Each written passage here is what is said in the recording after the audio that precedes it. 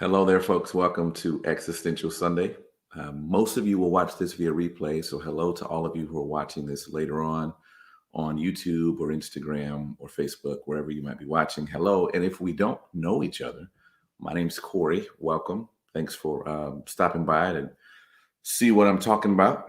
For those of you who are always a part of Existential Sunday, welcome to you. You know how to find your seat. You know how to click that share button and share it with folks. You can do that without me having to ask you to do it. Nobody, if you're new to this, nobody has to ask my permission to share this. I do this so that it can be shared. So welcome to all of you. Good morning. I'll come by into the comments later and say good morning to all of you. But today I really want to remain focused on what it is that I am saying. But just, again, some more housekeeping for those of you who have not been a part of Existential Sunday. This is a space for folks that are continuing to travel through deconstruction. I changed it a while ago from Sundays for the deconstructed to Sundays for the deconstructing. For folks that have decided that this is where you live now, that in this sort of open space of mystery and curiosity, and you have a head full of questions. You've had some experiences with worldviews, with spirituality, with faith, with white supremacy, with whatever. You've begun to discover that there's some stuff that you've been a part of that you no longer fit into. This is the space for you. This Existential Sunday, the Existential Podcast, the things I'm saying, it's for you to find a place of commonality, of common ground, a place of me too. So that's what that you have stumbled into. If you're new, that's what this space is. If that sounds like you, great. I'm glad you're here. If it doesn't sound like you, no harm, no foul. It was good. It was good meeting you briefly. Today, I want to share something that isn't even fully developed yet. And when I share it with you in a moment, I guess maybe it'll make sense that I share it before it's fully developed. I kind of been saving it and not really knowing why I was saving it for what. But it's something that I feel like now is the time. I don't even know why now is the time. I can't give you like now's the time because of blah, blah, blah. I don't know why. I feel like now is the time, and I'm following that feeling. Let me say this about what I'm going to say in a moment, too, is that it's sometimes we can, especially as communicators, speakers, writers, whatever, parents. I'm a husband and a father, for those of you who don't know. We can feel like everything we say has to be completely tailored and fit every situation,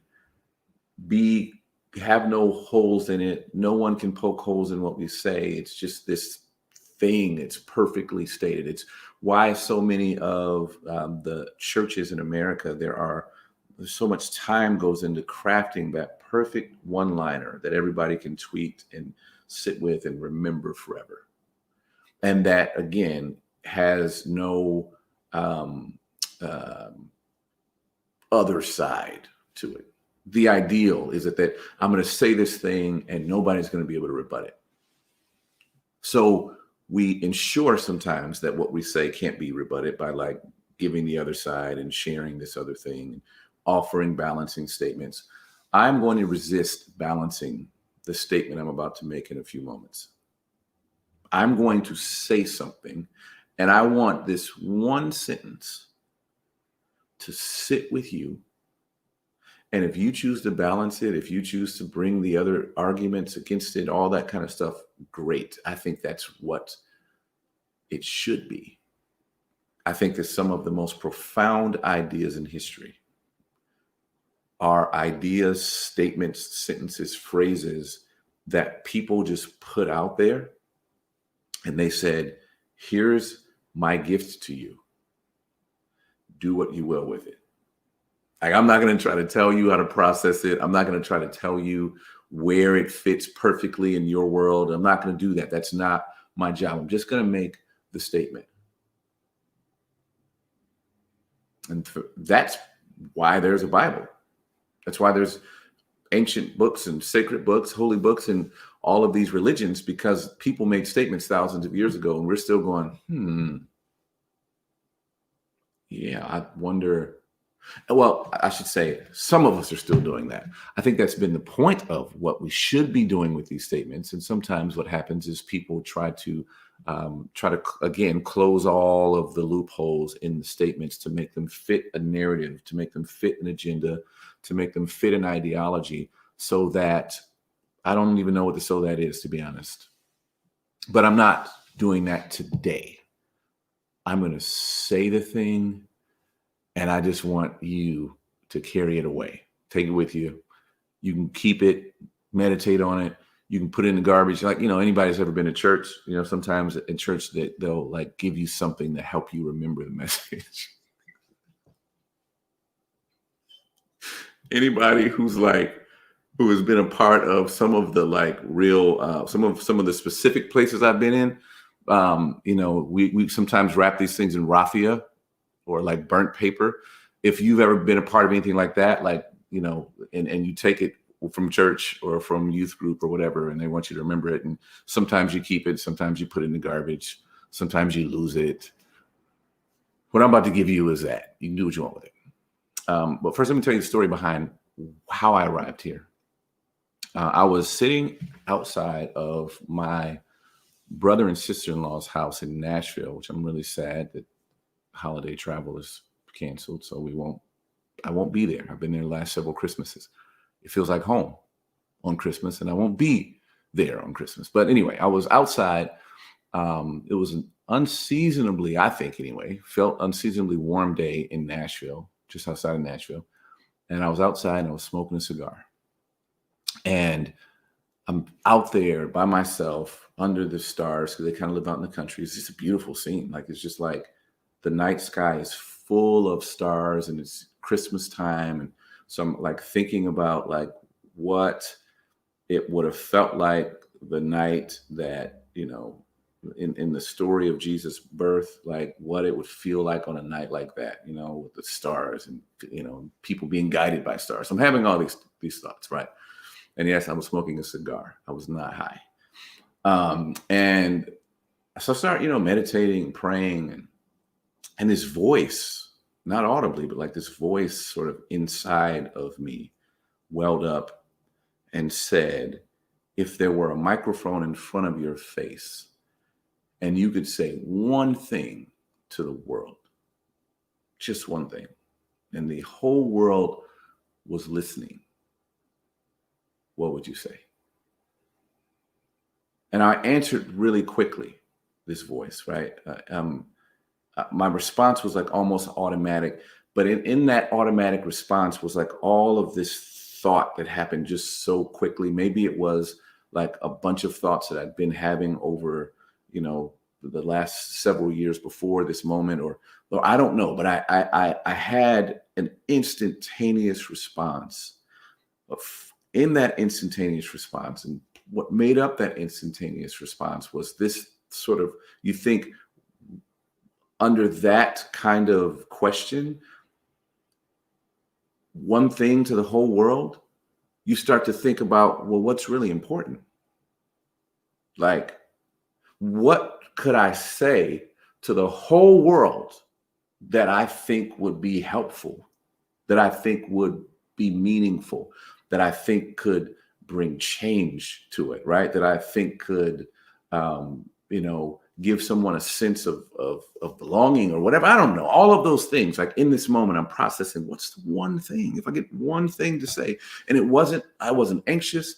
I wasn't like, maybe partially because I knew I wasn't going to be saying this one thing to the whole world. But I just felt in that moment like, yeah, I know what I'd say.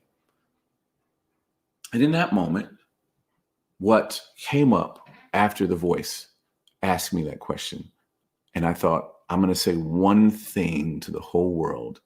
It was this: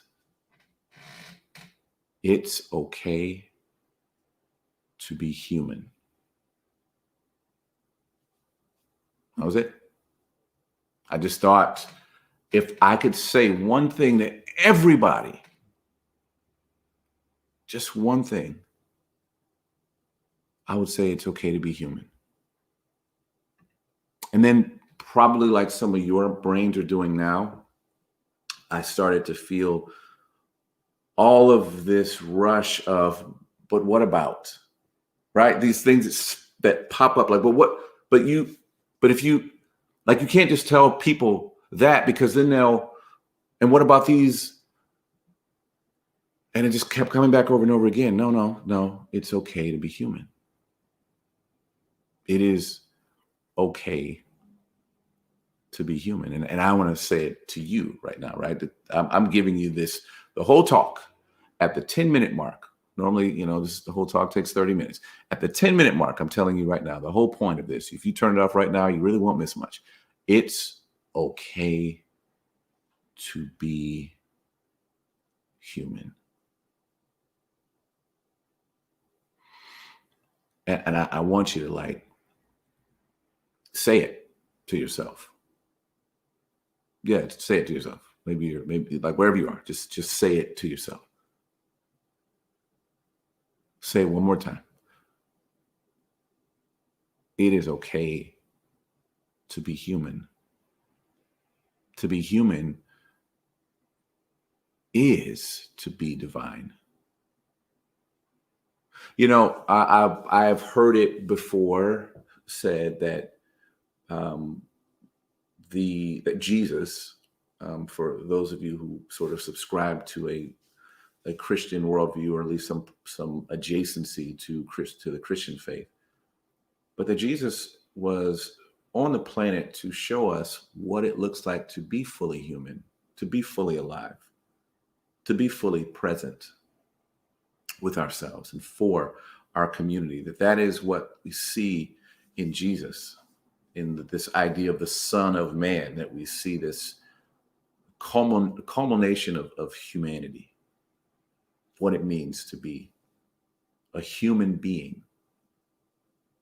And there's all these moments where Jesus shows us that it's okay to be a human being and that we don't have to be a human doing. And in fact, woven into the beliefs that Jesus subscribed to is this idea of Sabbath, which is a day to remind us as humans that there are limits to us, to our knowledge, to our reach, to our energy, to our ideas, to our abilities, and that there was a point where that stopped. And Sabbath was supposed to be sacred because it was about being human. It was about stopping.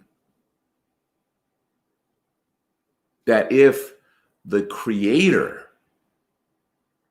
decided from the poem of creation that the Hebrews told one another, that if the Creator decided to take a day off,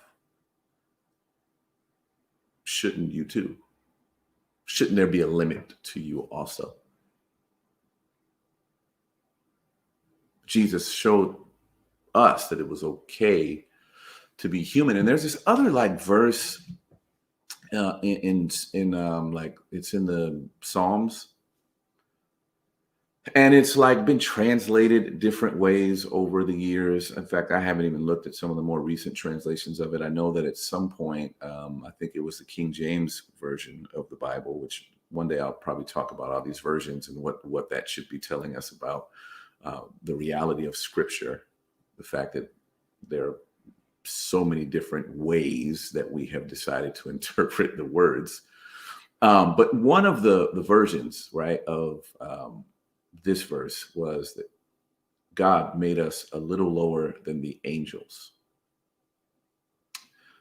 But other translations that argued they were closer to the Hebrew meaning of this statement was that God created us a little bit lower than Elohim, which is the name for God. I'm going to take a liberty. I know some of you who are, still relatively I don't want to say this, relatively rooted in some fundamental ideas about the Bible and God, or if you're even still watching, you are like right now, like, what is happening? I'm going to take a liberty and say that in the midst of the confusion around what this particular line in Psalms is, in the book of Psalms, is trying to say poetically, is that God created us with this interesting mix of being divine, but also being frail, of being perfectly crafted, but also having flaws, of ultimate wisdom, but also some really strange stupidity. That we were created as both human and divine, and that is the beauty of it. That it's okay to be that that's how God created us. And here's just a couple of examples, right? A couple ways that it's okay for you to be a human being. It's okay to admit that you are wrong. And maybe that's a no-brainer for us. It's like, oh, duh, we all know it's okay for you to be wrong. But I think when we look at like where we hold people in terms of their level of influence, that in our culture we throw people away when they're wrong, or when they say something that's wrong, they do something that's wrong, we go, okay, well, you no longer have any use. But that's not human, right? That's having some expectation of humanity that's just not real. It's just not it's not a thing. It's not, we are wrong sometimes. Last weekend, I'm going to tell you guys an uber embarrassing story of something that happened to me. I felt a great deal of shame when it happened. I felt some hypocrisy, which is just like, one of these words that like nobody ever wants to feel. You get called a hypocrite, and it's like, it might be tantamount to being called a racist. I don't know actually which one is worse. But I was, my wife and I were away, and we were walking to a coffee shop. And on our way to this coffee shop, we're walking from a hotel to a coffee shop, and there are two men outside, and one of them has, like both kind of tattered clothes, and there's a sign, a cardboard sign. And so, as I've said before about implicit bias and about like even our eyes, that like we don't actually even always see what we think we're seeing. Our eyes and our brains, in order to be efficient, fill in the blanks. So we get a picture of something, and then our brain takes over and says, okay, I know what that is. Well, my brain did this and my eyes did this. And this guy, he shouted out to me and my wife, and I have no idea to this day what he said. But what I heard was some version of, can you help us out? Do you have any money? And I'm walking across the street with my wife. I don't even look at the man. And I said, I'm sorry, sir, I don't have any cash. Didn't have any cash. And he yelled back to me. To be honest with you, the way, if you could have heard the way he said this to me, it's kind of funny and also embarrassing, shaming to me. But he yelled back, I didn't ask for money. And I was just like standing there in that intersection. Like I was between streets. I was like on my way to get coffee, and this what I thought was a homeless man, what I still believe was a homeless man behind me, and I'm standing there in the in between, feeling like shit, feeling like the worst human being. And I turned around and said, "Dude, I'm sorry," but then I was just like too ashamed to go back and even engage in conversation. So we went, got coffee, but I couldn't shake it. So we came back to our hotel, and I specifically went back that way. And I went up to him and I said, bro, I said, I'm really sorry that I assumed you were asking me for money. And then he said, do you need some money?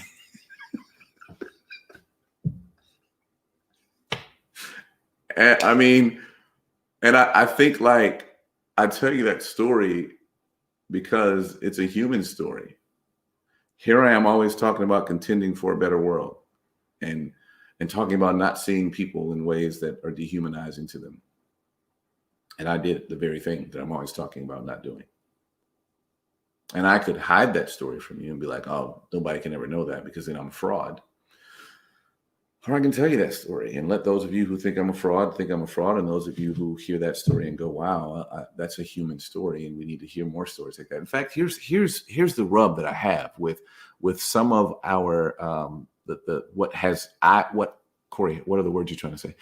With what has kind of gone awry when it comes to Western spirituality. It's that in the stories and poems and allegories and history that we have in the First Testament of what we call the Bible, there is experience. There is a king named David who everyone thinks is awesome, but you also can see how flawed he is. There is the father of many nations who lies and gives his wife to an Egyptian ruler to preserve his own life, who also forces a Black woman into surrogacy and has a slave that he just sends off to fend for herself. And then we have, in her story, we talked about that before with Hagar, that Hagar's story is that God shows up for this Black slave, enslaved woman, yet still is cool with Abraham. And like, so there's all of this messiness in the stories of people, and we see their flaws and their successes. Then we move to the New Testament and the Second Testament, the Christian Testament of the Bible, and it becomes all about doctrine and do's and don'ts. Again, I'm being very broad brush here. I don't think that's the intent, but that's the way it comes across. That's the way it's delivered, as if it has become very doctrinal. And now you have to believe and practice these doctrines. We move away from the stories of real human beings doing real human shit and making real human mistakes and also having tremendous human victories. It's okay to be wrong. It's okay to change your mind about something. It's okay to think it was this, but to find out it was that. Even in your relationships, many of you have been in relationships, partnerships with people, whether that be friendships or you've actually been romantically engaged with them, and you thought that that was the right person. You thought you were going to spend the rest of your life with these people, with this person, or in this community, or in this group. And it turns out that you didn't. And what's so easy for us all to do is when it turns out that we didn't, that they weren't the right people or the people to go with us all the way on our full journey, is that someone has to be wrong. Someone has to be bad. We need to have a villain. We need to have a them. We need to have some people over there who are our enemies. But the truth is, and I say this with a deep sigh, because this truth whoops my ass. It's okay for them to be human too.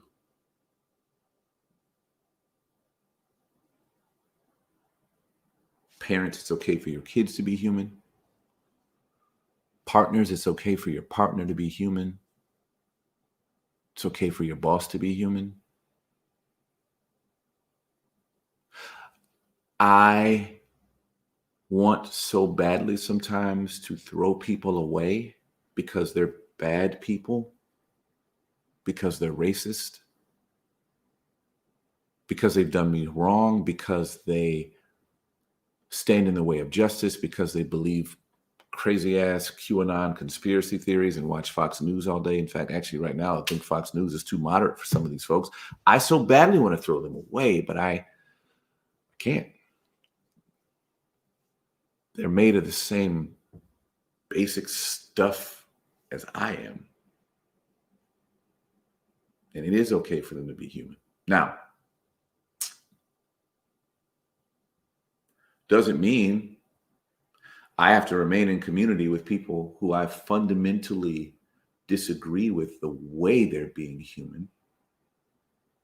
If I feel like the way they're being human is harmful to me and my family and people who look like me, if I feel like a person has um, taken their goals and their dreams and their aspirations and their hopes and placed them in front of other humans and done harm to other humans to get what they want, that's called greed and empire and wickedness. And I can name those things, but ultimately I don't get to throw those people away.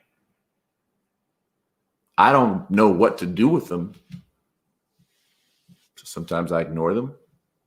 Sometimes it's like they're over there and I'm over here, and I think that's the best I can do. There may be a better way that I discover in the future, but right now, in this moment, the way is for me to be like, all right, cool.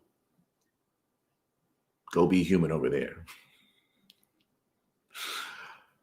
I want to do one more thing before I go. Hopefully this has resonated with you. I mean, if you've been watching this for 26 minutes, it has resonated with you. And if you've been watching for 26 minutes and you've not shared it, do it now. Or at minimum, tag a friend who you think needs to hear this in the comments of either YouTube or Instagram or Facebook, wherever you're watching it. But a couple days ago, I had the real gift and pleasure of sitting on probably my favorite panel I've ever sat on for a nonprofit that serves tech companies out here in the Bay Area. And I was on this panel with a Nicaraguan, I can't say that. Okay. I was trying to say it. I think you guys know what I was trying to say. A healer by the name of Brenda Salgado. And I was just very moved by the things she was saying. And before we left and we all gave our sort of parting words, she led us through something that I'm going to butcher to some degree because I'm not her and I'm not going to do it as well as she did. But she had us all do something, and I want to have all of you who are watching it now do this. Unless you're like driving and somehow have this on and you're driving, then do it later. But I want you to put your hands over your chest, your heart, like this. And Brenda's words were far more beautiful than the ones I'm going to say now, but I'm still going to do it anyway because I feel like it's appropriate. I want you to take a deep breath in through your nose and out through your mouth. And I want you to say, I am loved just as I am.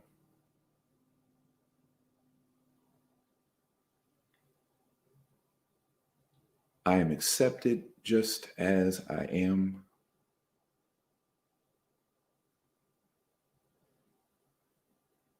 I am sacred just as I am. And I am divine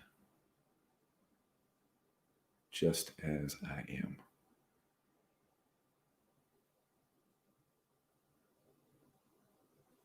I hope you felt that, right? I hope you feel some sense of liberation. That's my hope for you. That you feel liberated. Again, my hope's not that I said something that you're like, can anybody argue with? Because maybe people in the comments now are arguing about it. But guess what? In this moment right now, I don't give a shit. The beauty of being human is I might give a shit tomorrow because I'm human. And that's how it works. Listen, I wanted to say this, and I'm about to say this last thing, and we're going to be done. Folks, we're in a global pandemic, right?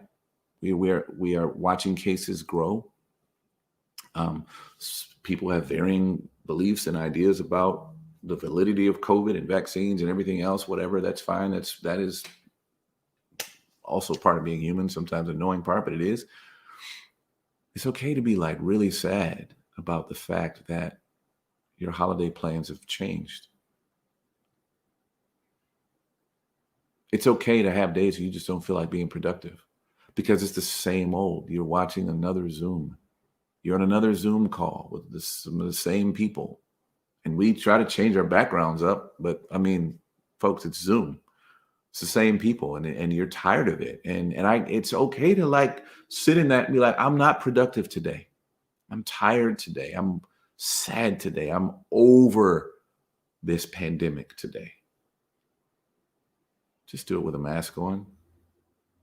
If you choose to go outside, be safe and think about other people who are more vulnerable than you may be to this virus that I think we're in a really tough time of right now. I think it will get better, but we need to hunker down now. It's going to be shitty for the next couple of months, maybe a little bit longer.